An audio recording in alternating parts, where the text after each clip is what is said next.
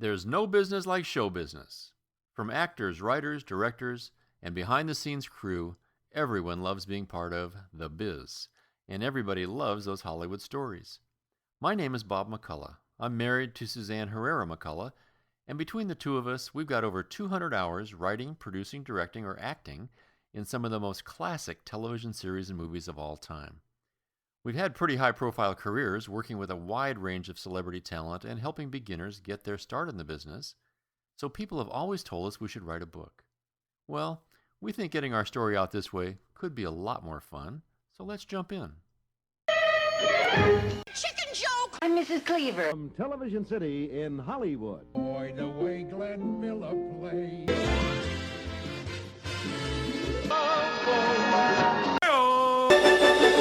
We can rebuild him. We have the technology. No. Baby, you're the great. Go to the judge. More cowbell. Not fashion. There's anything wrong with that. And now for something completely different. There's no business like show business, like no business I know. Everything. Hi, this is Where Hollywood Hides, and my name is Bob McCullough. And this is Suzanne Herrera McCullough. Congratulations, this is podcast episode number 11. The audience is growing. We have more and more downloads every week.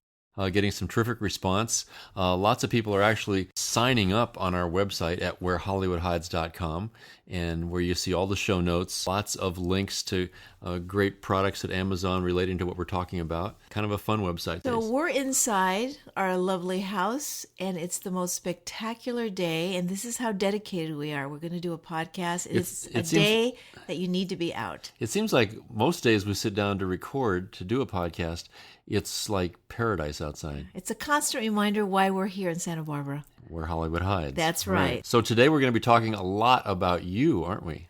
Yes. Finally, Suzanne has allowed us to crack open the memory vault of her career. Kicking and screaming. Her career as an actress and how she got there. But before we go on to that, I'm just very excited because normally I just blather on, and now we're going to find out about you. And before we talk about me, I wanted to bring up the fact that I read something really fun. This year's Cannes Film Festival, they are featuring a poster of Paul Newman and Joanne Woodward kissing. It's a very cool black and white poster. They are laying on the ground, and they're posed very differently. So go to our website, and you'll be able to see this poster, and I think you'll find it very unusual. They were among Hollywood's most enduring legendary screen couple. They were married for 5 decades. In Hollywood, Bob? that's a long time in Hollywood. I guess we have a ways to go. Well, let's keep working on it. When Paul Newman was asked, since he had been married for so long, was there ever an issue of infidelity? And he said, very seriously, why should I go for hamburger when I have steak at home? Oh, Paul, he had a way with words. Love him. Could be why they were married for so long. Maybe. He knew what to say. Oh, well. So today is about Suzanne Herrera McCullough and her acting career. So why don't you just kind of sit back and relax, and this is almost like Truth or Dare. Tell us at the outset, how did you actually get into, quote, the business? Well, first of all, let me say I reluctantly wanted to talk about this, but after long hours of thinking about this, I've decided that I want to be one of the ones that represents the day player, the guest star, the extras, the background, the atmosphere. These are all people that are anonymous. They are the hotel clerks, the courtroom jurors, the store patrons. These are all the hundreds of thousands, if not a million people that we've all seen in TVs and movies. And it wouldn't be much of a movie or a TV show without these people. Kind of all the supporting cast around the featured players. Right, and they all work just as hard. Very few make it in terms of being a celebrity name. A lot of them try their whole lives to earn a living, much less become a star. So how did you get started? I was working my way through college. I worked at Kmart. My high school boyfriend, he had decided to be a dentist, and I was going to be a dental assistant. And we thought we had an in because... You do have nice teeth. Thank you. We decided that we had an in because his father was a dean of dentistry at UCLA. So we thought he could get us into a dental program and all the above. And so somewhere along the line, though, my boyfriend got enamored of the acting world. As a matter of fact, his parents knew Francis Coppola's family. And so when Francis, the Godfather, my boyfriend got cast in a small role. He was in The Godfather? He was in The Godfather. Wow. And I went up to go visit, and that's a whole different story, but that was really fun. So he got pretty much involved in that.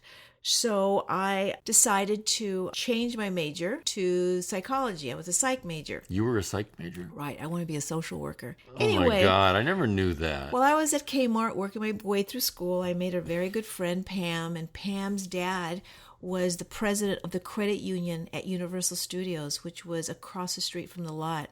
He asked Pam if she would like to work at the credit union, and she said no. She hated that whole idea. He asked me, and I said, how much was it? And it was so much more money. I said, more money than working at Kmart. Oh, yeah.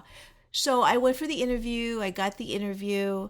I decided to go to school at night and work at the credit union during the day. But wait, how did you even get the job at the credit union? You interviewed with your girlfriend's dad? No, my girlfriend's dad sent me to the head of the credit union. So are you saying nepotism even got you in the gate? I was lucky in the fact that I knew the boss. And when I walked in, there were 10 other girls there. And I got the job because he sent me. Doesn't seem fair, does it? No, it didn't. But anyway. That's showbiz. Anyway, the job consisted of being a receptionist at the credit union. And the credit union was kind of like a bank to all the actors and actresses and the crew and the staff at Universal Studios.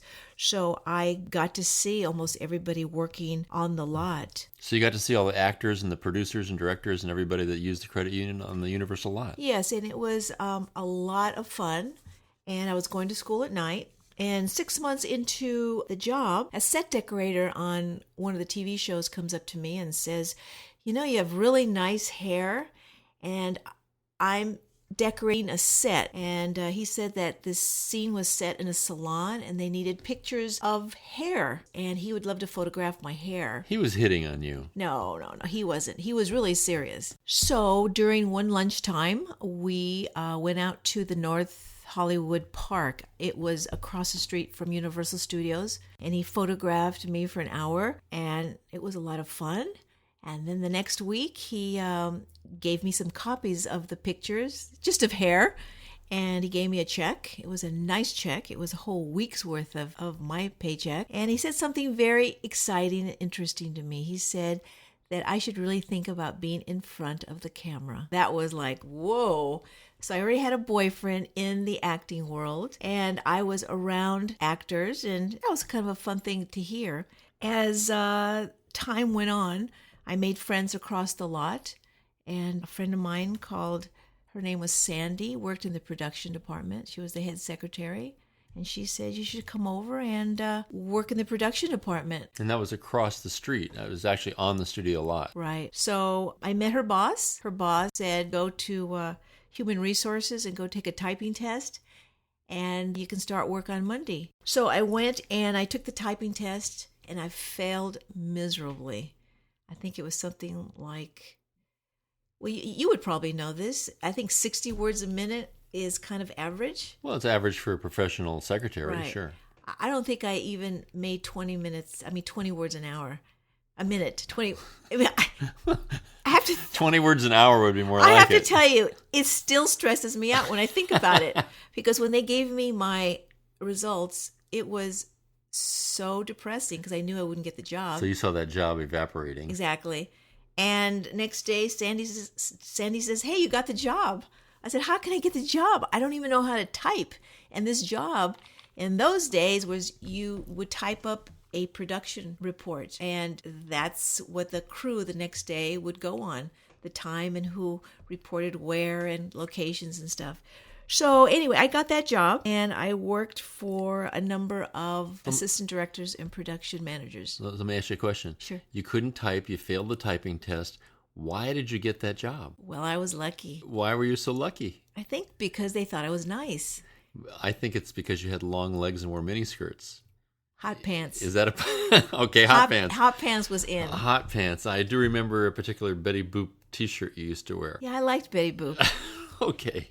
So you got the job on your talent. Well, again, it was luck, and I was nice, and it's who you know in this business. Right. It really is. Right. So I left the credit union, and I worked on the lot. Meanwhile, I started taking acting lessons in the evening. What made you think about acting lessons? Well, because the set decorator said I should be in front of the camera. My boyfriend wasn't involved in acting classes, so I started taking acting classes. But what they didn't tell me when I took this job, unlike the credit union job, all the TV shows at the time, and there must have been 28 on the Universal lot. I mean, it was a happening place. Do you remember that? It was the place. They had more television series than all the other studios combined. Generally, they would film from January to June, and then they would take off. They called it hiatus for the summer months, and then they would return at the end of summer until December, and then we would take our winter break. So I was without a job for 3 months. Oh, so they didn't tell you this when you got the job as a production secretary? Well, no, I'm working my way through school. I'm going to acting classes. I'm paying for all these classes. And I find out a week before, oh, by the way, everybody in the production department gets laid off for a while, but don't worry, you'll come back. Oh, wow. How do you pay your rent during that for a while? Exactly. So the assistant director, one of them that I worked for, actually, he was a production manager. His name was Brad. Very nice man. He said, so what are you going to do while you're off on hiatus? And I said, I don't know. I need to find another job. So he said, well, why don't you become an extra? And I said, what exactly is that? Yeah, did you even know what an extra was? Well, I knew it was someone that worked on the set. Okay. And he explained to me they were the people in the background that walked back and forth during the scene. And he says, I can get you in. So he called an agency called Central Casting. And what I found out was you had to belong to the Screen Extras Guild. A union. A union to become an extra and to work at the studio. Well, I wasn't part of the union. It's kind of like credit. You have to have a credit card to buy something, but in order to buy something, you have to have a credit card. Right, like without money, you can't get a loan. Exactly. So my friend Brad made the call and said, I need this girl badly for the scene in one of his TV shows. So I go down to Central Casting with a little picture and a resume, and it was really kind of eye-opening. You walk into this room, and there's a huge conference table with about 8 people, male and female, mostly males. And you hand them your little picture, and they kind of pass it along and look at it. So these people are casting directors? Yes, they're casting directors. For extras? For all the different shows, for all the different studios. Wow. And so you fill out this piece of paper, and that you tell them your measurements and your weight and your age and your height. And they take a real good look at you. It's kind of like being in a meat factory. That must have been kind of weird. Well, yeah. So they're like staring at you, checking you out, basically? Basically. Was it kind of like a model thing where you walk in and do some turns and everything? Well, you just walk in, they say, please turn around a little bit. And there was a whole bunch of people behind me and a whole bunch of people in front of me, all ages. And so they write down your name. And what they do is the assistant directors make a call sheet for the night before for the next day's shoot. And they have a list of how many people they need for their background scenes, for the background. So they call in Central Casting, and these people try and fill that. And there's hundreds of jobs on a daily basis. So what you would do is you'd call every afternoon to Central Casting and say, Suzanne Herrera or Suzanne McCullough. They say, hold on. And I think they look on a list, and wherever you fit, you get a job. So they have notes on you, and they know whether or not you're the type Right. that call is and it's for. first come, first serve generally. And I was labeled as the exotic type. Well, you are. So I couldn't always go to I wasn't the California girl look, if that's what they wanted. If they said we want girls on the beach, they would generally go for blondes or generally beachy types. The nice part was I pretty much worked every single day. Generally, you work 2 or 3 days a week if you're lucky. I worked every single day because I used to work for the assistant directors and the production managers. They all knew me. Oh, so they would ask for you by name? By name, and I went months. That doesn't seem fair again. No. Nepotism again. Exactly. You got into Screen Extras Guild through knowing somebody, And then you got all your jobs because everybody knew who you were. And I got into the credit union. Wow. Well, that's how it works. That's in showbiz. Life. It's well, nepotism. it's even in life. I mean, most people get jobs because they know somebody who's already working there, wherever it is. So my background atmosphere career got me going, and I worked on a number of shows. I worked on Columbo.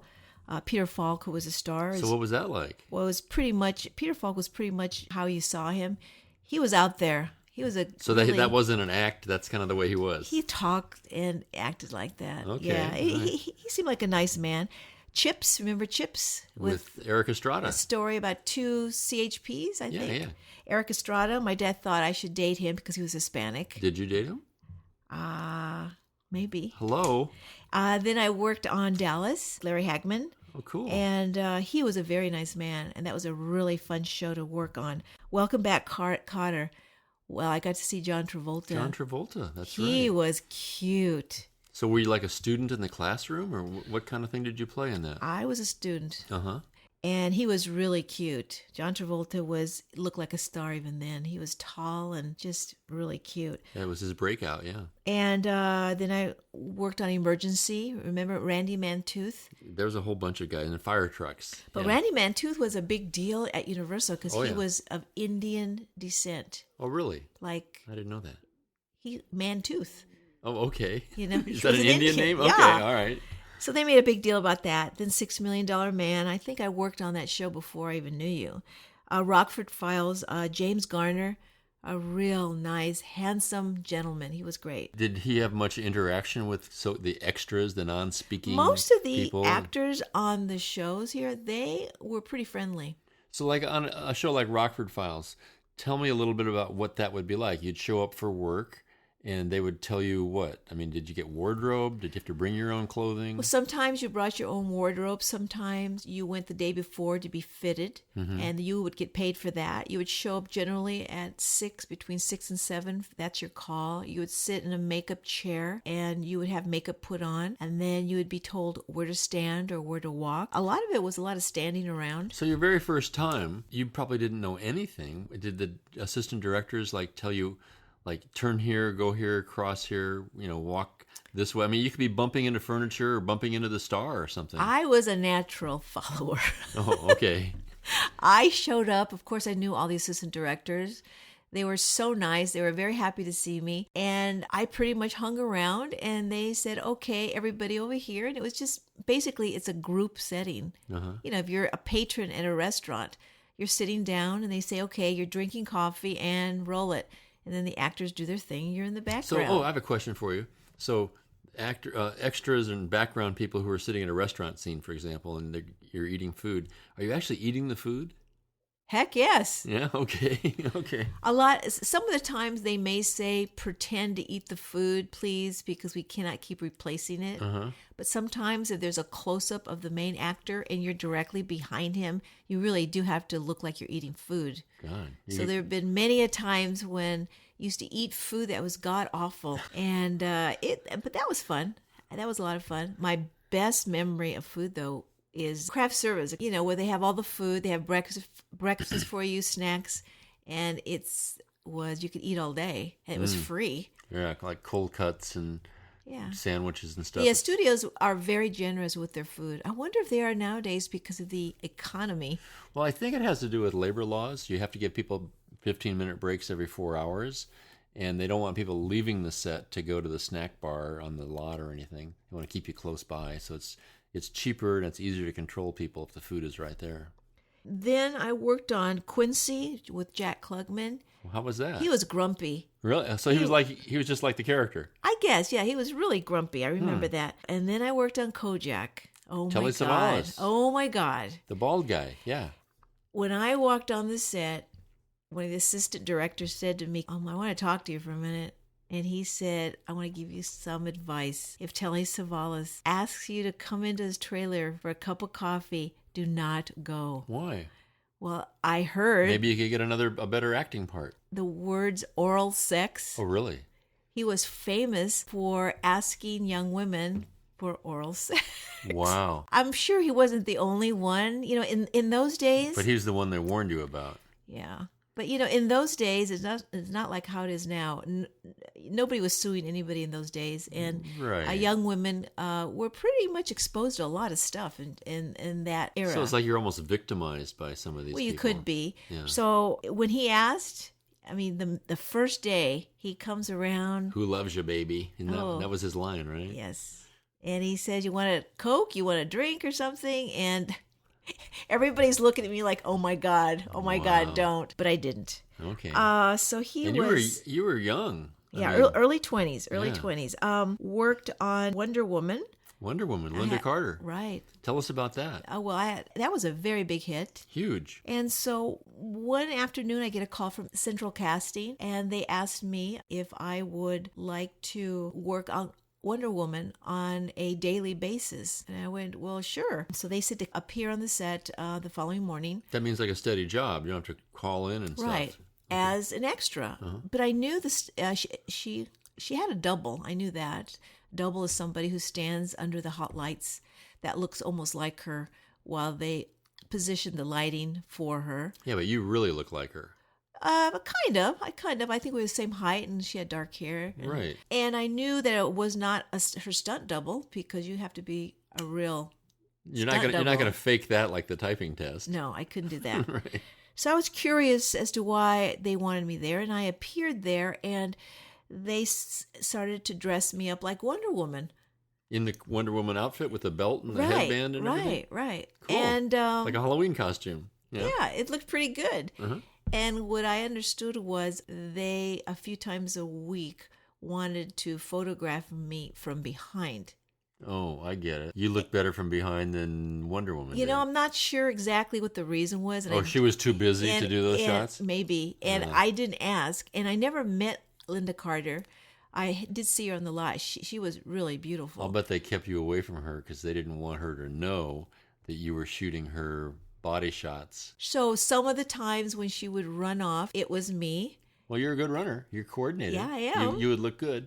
Yeah. So I was doing that on the stage and outside and stuff, and it was great. It was great because I was in costume all the time. Mm-hmm. And after a few weeks of doing that, I was shooting a scene on a real stage, and they asked me to step back a few steps. And I think, you mean like a you were up on a riser kind of a thing? And I stepped back, I think one too many steps, and I fell off the stage, and I landed on my side on my face. So that's what happened. Okay. That was not No. nice. So you fell on your face off of a riser? So that really hurt. And I had a little cut, and they gave me ice. They had a paramedic come, and I was fine. But what's interesting is they shoved a piece of paper under my nose, and they had me sign a piece of paper. Right there on the spot. Right. About an hour later. Basically stating, I read it when I got home, that I would not hold them responsible if any more injuries had occurred. You needed a husband who's a lawyer. I guess. Anyway, Wow. I was off the job, and they never asked me back. So wait a second. You got injured. They gave you a waiver to sign, and they didn't employ you further after that? I think they were afraid I was going to fall off the stage again. I was a klutz. Wow, they're afraid you're going to sue them, too. I Wow. guess. And then I started doing hand inserts through Central Casting. What's a hand insert? Well, a hand insert, Bob, is I did it mostly for commercials. It's when a young woman is drinking a cup of coffee, and they like the way she looks, but not her hands. So when she picks up a cup of coffee, they want somebody with decent looking hands. So those are my hands sometimes. So they cut to the coffee cup, and those would not be the actress's hands. Those would be your hands. Right. So I did that. You do have beautiful hands. Thank you. I did that a few times a month, and that was fun, and it was interesting. That was another part of the business. Is that part of being like a screen extra?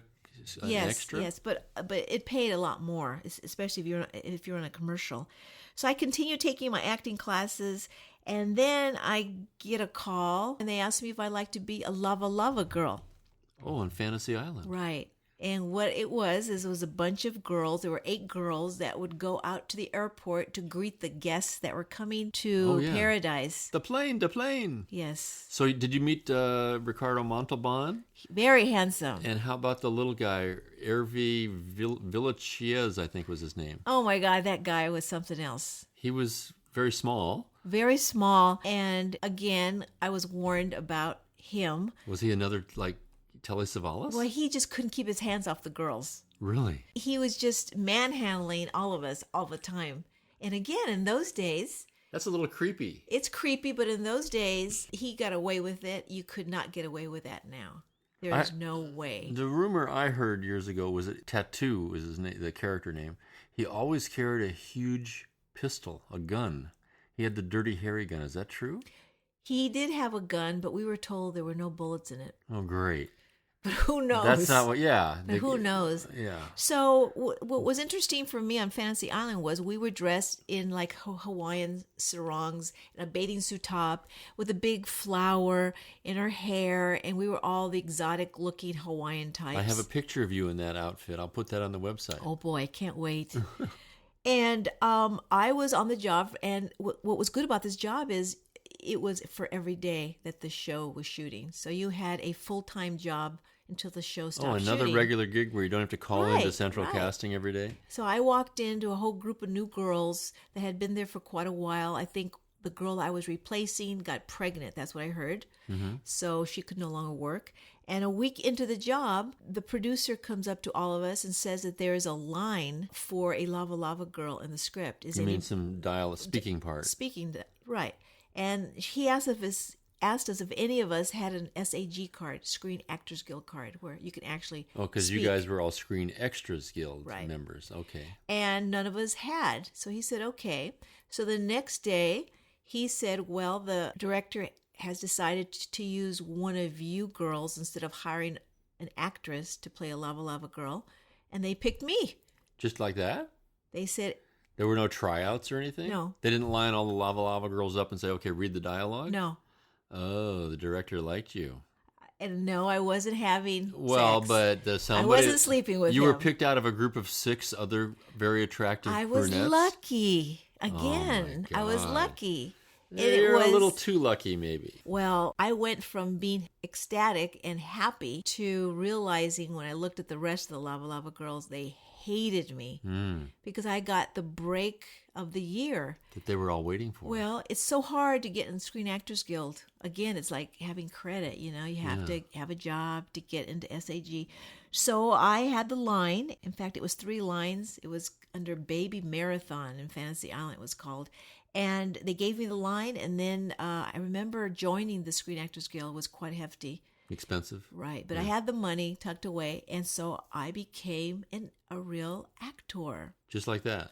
You have to understand, which I didn't realize at the time, when you are working as an SEG member, a Screen Extras Guild member, or Atmosphere, you're considered below the line, which means... You're not a real actor, not a director. And you're not, and the odds for you to become a real actor is not very good. Oh, yeah. Because they don't take you seriously. Right. I do remember there was a little bit of, the word discrimination may be wrong, but... Well, it was kind of like a class kind of Yeah, they thing. look down on extras. Right, and I didn't know that. So to be bumped up like that was a big deal. So I decided when I heard that to stop being an extra and just concentrate on being an actress. Okay, well, this seems like a kind of a natural jumping off point because next time we'll get into strictly the acting thing.